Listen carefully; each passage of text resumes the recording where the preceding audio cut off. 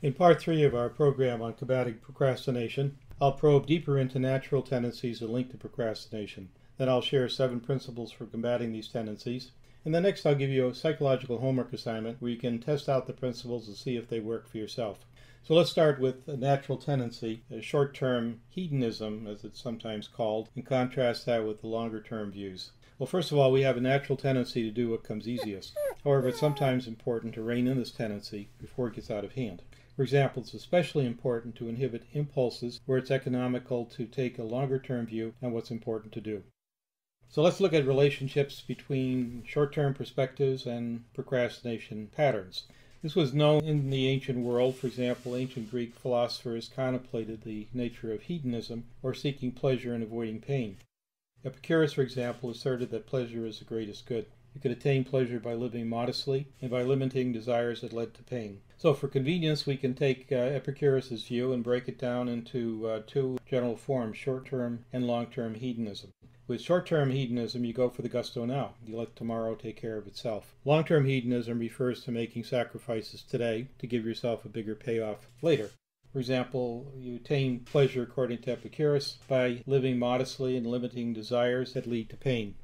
Also, at that same time, or close to it, a storyteller called Aesop had many marvelous fables about hedonism and what happened when his animal characters put pleasure over common sense. In one of his famous stories, The Grasshopper and the Ant, the grasshopper pleaded with an ant for food and shelter over the winter. When the ant asked for an explanation, the grasshopper explained, "I was so busy singing, I didn't have the time." As you muse about what's missing from your life, you may simultaneously procrastinate on stretching for what you want. As time wanes, you may be willing to try a shortcut, and you may ignore the cost. The German playwright Goethe spent a significant part of his life writing a poem, Faust. This is a classic poem about the consequences of mortgaging the future for the ambitions and the pleasures of the moment. The poem describes a pact between the scholar Faust and the devil Mephistopheles. Here's the gist. After acquiring much academic knowledge, Faust whined, "Poor fool with all this sweated lore, I stand no wiser than I was before." Although we can interpret this phrase in many ways, it's reasonable to say that Faust hid behind his books to avoid risk and to dampen his fears. This behavior is a sign of procrastination. Faust wanted worldly knowledge. He also lusted for a young woman, Gretchen. He took the long way around with his nose in the book, and this got him nowhere. Now he wanted a shortcut to get what he wanted. He was ripe for the picking. The poem contains elements of hiding from reality, then looking for a shortcut to make up for lost time. Here's how it panned out for Faust. In exchange for worldly knowledge and Gretchen, Faust agreed to sell his soul to Mephistopheles. He reasoned that the time would never come when the devil would claim what was due. As many who procrastinate do, Faust discounted the future to gain an immediate advantage only to pay a big price later. As you look at the slides, you'll see this idea in symbols and pictures. Beyond the mist of self-deception lies the cunning nature of procrastination. Its stare may both intimidate and entice you. However, as you come to see procrastination for what it is, it may fade like the mist that once allowed for its denial. Then, seeing this treachery with clarity, you are in a stronger position to shift direction and concentrate on healthy choices. Your expression of those choices is a radiating form of personal power that you give to yourself. The psychoanalyst Sigmund Freud also was aware of the pleasure principle, and he thought that you'd automatically regulate your life by this principle. So when you feel tense about an activity, you want to lower that tension by doing something pleasurable. He thought that you can't avoid this built-in tendency, but you could resist it when necessary. The founder of REBT, Ellis, and I observed that procrastination is more likely to occur when you act as if you believe that you had to feel good and avoid displeasure right away. When that belief connects to an urge to avoid an inconvenient or unpleasant priority, you can create a long-term hassle for yourself by putting it off. When you do have an urge to diverge from a priority to a safer or more pleasurable activity, you can help yourself arrest the process by sighting beyond the moment. You can actually push yourself over the threshold between tendency or urge to procrastinate and productive actions, but you'll have to push yourself. You'll have to remind yourself to do this until this becomes more or less habitual.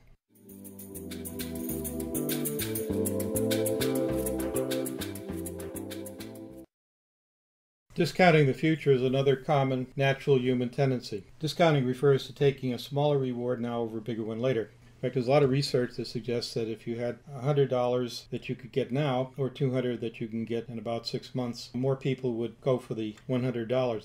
That can be for a variety of reasons. One, you might not trust the researcher to give you the 200 later. You might not be around. You can use the $100 right now. And so this can be a bird in the hand is worth two in the bush type selection.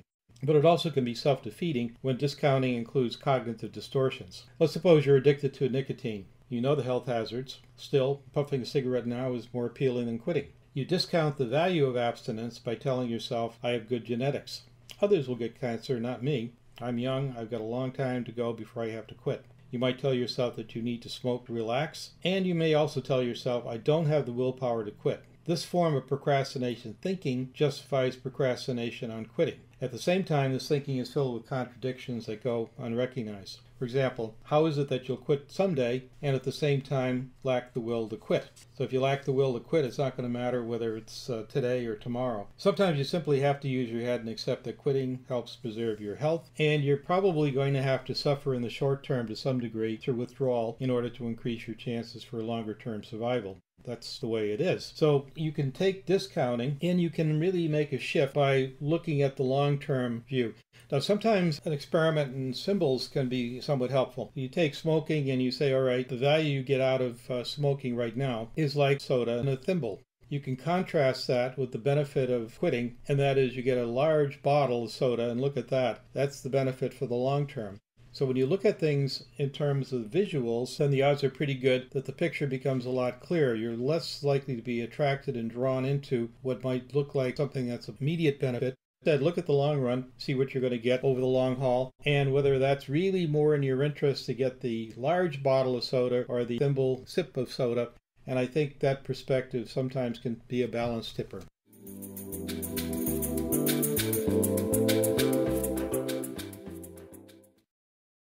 In combating procrastination, you can address both short-term hedonism and discounting with 7 principles for tackling procrastination. These are principles of preparation, adaptability, concentration, balance and momentum, boldness, efficiency, and persistence. I abstracted these 7 principles from Prussian general and military strategist Karl von Clausewitz's On War, and I see that they apply both to defeating procrastination as well as accomplishing positive results for yourself. Let's start with principles of preparation. You won't prevail over procrastination with wishes, I can practically guarantee that. You'll have a far better chance of progressively mastering methods for curbing procrastination through preparations that include acquiring knowledge and applying what you know. So to start your campaign against procrastination, put enough time into preparation to ensure that you know your motivations and what you do when you procrastinate. Preparations you take before you start to combat procrastination can affect the decisions that you make when you're engaged in procrastination. If you, for example, habitually tell yourself that you'll start and finish later, you're thinking short term. You're also discounting the value of your future time. That recognition is important, but it's also important to begin to question why later is better. It seems like such an obvious thing to do, and very few people take the time to do it. A good counter-procrastination plan normally improves your chances to make good judgments when you get into a procrastination situation. So if you take a preemptive approach, proactive, where you start thinking about what you're likely to think about when you do procrastinate, that when you get into the situation and procrastination thinking emerges, you're in a position to deal with it because you've already thought out how to do it. When you engage the plan, whatever it may be, it's wise to see this as a test of the plan, not of yourself. Oh, by the way, avoid over-preparation. This can lead to analysis paralysis and more procrastination. Von Clausewitz, for example, found that generals who hesitated and delayed were generals who were likely to lose. The second principle is that of adaptability. In a nutshell, you can't impose the same rules for overcoming procrastination in every case. Adaptations for special circumstances are sometimes necessary. For example, procrastination has varied causes and different styles, but also common elements such as reacting to a whisper of negative affect by sidetracking yourself into less productive areas. Some forms of procrastination have unique features. In reactions procrastination, you may see giving up a freedom such as drinking to the point of inebriation as a defensible right. Flip this around. An addiction represents a loss of freedom. It can sometimes seem baffling when after making good strides in arresting procrastination you backslide. That's very common. Plan on getting back on track. Make this a lifetime plan. As long as you have pleasure-seeking tendencies, you're going to have urges to procrastinate because some things in life are just unpleasant to do. They may be threatening, they may be uncomfortable, they could be boring, they just simply may not feel very good. So plan to follow through whether you like it or not, and you're well on your way to defeating procrastination. And if you make that part of your plan and remind yourself that's what is important to do, you're more likely to do it than to try something more pleasurable, which is convenient but not necessarily very productive. So think about what you can do to prevent procrastination or recover from backsliding. One of the major things that could be very helpful to do is avoiding a defeatist attitude, which is I can't do it, it's a waste of my time to try to overcome procrastination, I'll continue failing. Well, you may not necessarily succeed 100%, no one does. On the other hand, if you take a little bit of a different approach and you recognize that similar elements do reappear when you're procrastinating, even though there are some differences, and knowing what these elements are beforehand, it'll simplify your own planning and executing what you know. And when there's differences, anomalies, whatever you want to call it, you'll recognize what they are, and you're now in a much better position to see this as a new challenge, find out what's going on, see if there's a different way in which you can approach it, and what do you already know that you can apply to the situation that you think is going to be helpful and useful, and then see what happens. The principle of concentration is easily described and more challenging to do. To achieve reasonable goals, it takes a deliberate effort to stay on a direct route. It takes concentration of efforts to gain a maximum impact. So focus your attention in the direction of what's important. Avoid dispersing your time and energy in frivolous activities. Do those two things and you're within the range of being able to accomplish more of what you want to do. Watch out for distracting actions. You have a challenging report to do, instead you read Kant's Critique of Pure Reason. You might go out and jog, talk with friends instead of preparing for an oncoming job interview. The principle of concentration is to concentrate on what's important to do and concentrate by challenging yourself to identify and deal with an area where you ordinarily would delay. You resist distractions, you intentionally assert force to achieve the most productive outcomes. The next principle is that of balance and momentum. The concept is simple enough, but also challenging to do.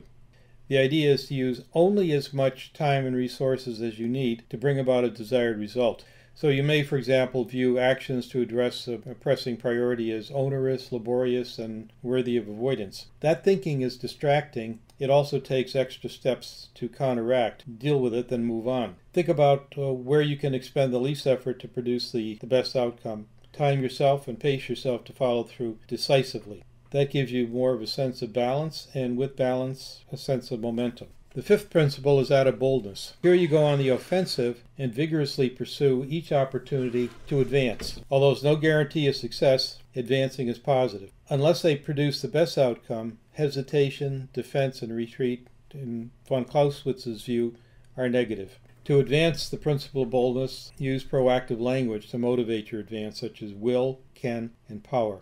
The sixth principle is that of efficiency. Here it's better to act sooner to avoid a problem than to extricate yourself from an avoidable problem. This is pretty common in the world of procrastination. If you discount the future thinking things are going to be better, you may very well find that if you put enough stuff off, you end up tangled in what I call procrastination's web. It's hard to get off once there's so many interlacing things that are left undone and you're tangled up in each one of them. Delays from indecision also can put you in a time bind. So to extricate yourself from the consequences of the delays, consider that retreat is not an option. Starting now, take a necessary step in the direction of victory over delaying. Now that brings us to principle number 7, which actually may be one of the most important principles of all. And here you keep on the move. You envelop the procrastination enemy. You make each battle a decisive event. You focus on committing your resources to disrupt procrastination's communication, such as the classic later thinking that interferes with the timely execution of your plan. You disrupt procrastination communications by questioning,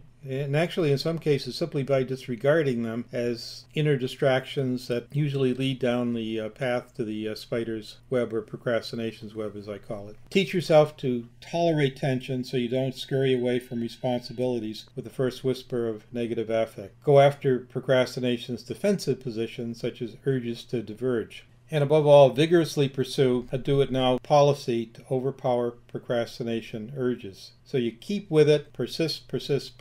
You won't be 100% perfect, but you'll find that you get better as you go, and the lapses when they come, which are inevitable, are lapses that you can recover from through persistent efforts to get done what's important for you to do. Well, this brings us to your psychological homework assignment. Knowing what you do when you procrastinate, as we discussed in part 1, and knowing where you can intervene to stop the process gives you a huge edge over the uninformed. People who just are clueless. They want to stop. They say, this is my resolution, but they practically never make a commitment, nor do they have an idea of how to actually make a difference in their life. So you're in a better position to choose when to make a radical shift from procrastination patterns to acting effectively. To pursue this adventure, which is a very powerful one to pursue, pick an area where procrastination has gotten out of hand in your life and where stopping it is in your enlightened self-interest. Then what you do is apply the 7 principles to the procrastination issue. See what happens. Make adjustments. Repeat the corrective process. Follow this formula with the degree of consistency and you'll make adjustments, adaptations. But what you're also going to find is that you increasingly develop a sense of confident composure by meeting the various challenges in life that you had ordinarily put off, and where the 7 principles actually can help you get further faster than the usual delaying tactics that follow with procrastination.